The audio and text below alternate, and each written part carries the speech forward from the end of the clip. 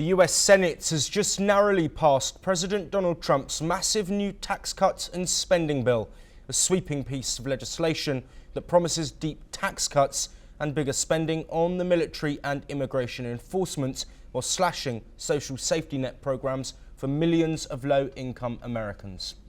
The bill passed by the slimmest of margins, 51-50, with Vice President J.D. Vance casting the tie-breaking vote after a long night of debate that exposed some of the biggest divides within the Republican Party itself.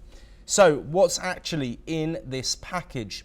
Well, in short, it extends Trump's 2017 tax cuts and adds new breaks for things like income from tips and overtime pay, measures that the White House says will boost take-home pay for many working Americans. It also dramatically increases funding for the military and immigration enforcement.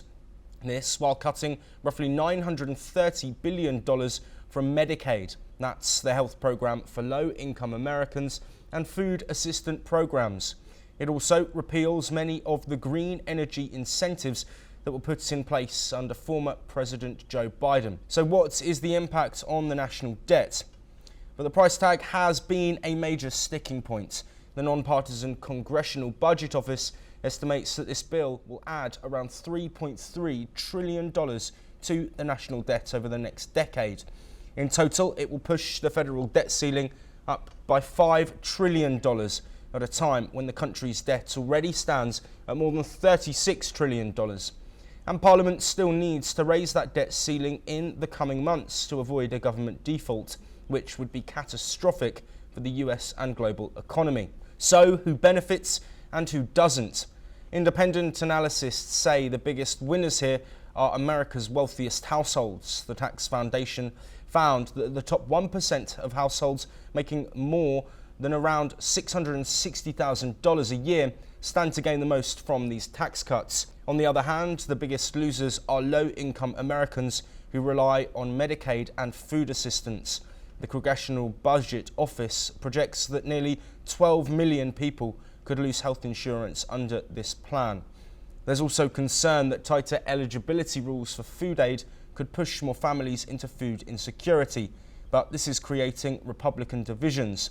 All of this has split Republicans. Some conservative lawmakers want even deeper spending cuts to offset the cost, arguing that this is not nearly enough to rein in the deficit. Meanwhile, more moderate Republicans, especially those from rural areas and high-tax states, worry about cuts to Medicaid and the impact on their constituents. In the Senate, key votes came down to the wire. Senator Lisa Murkowski of Alaska was one of the holdouts. She eventually supported the bill after securing extra funding for rural hospitals and more food aid for states like hers. But three Republican senators, Tom Tillis, Susan Collins and Rand Paul, joined every Democrat in voting no. So what happens next?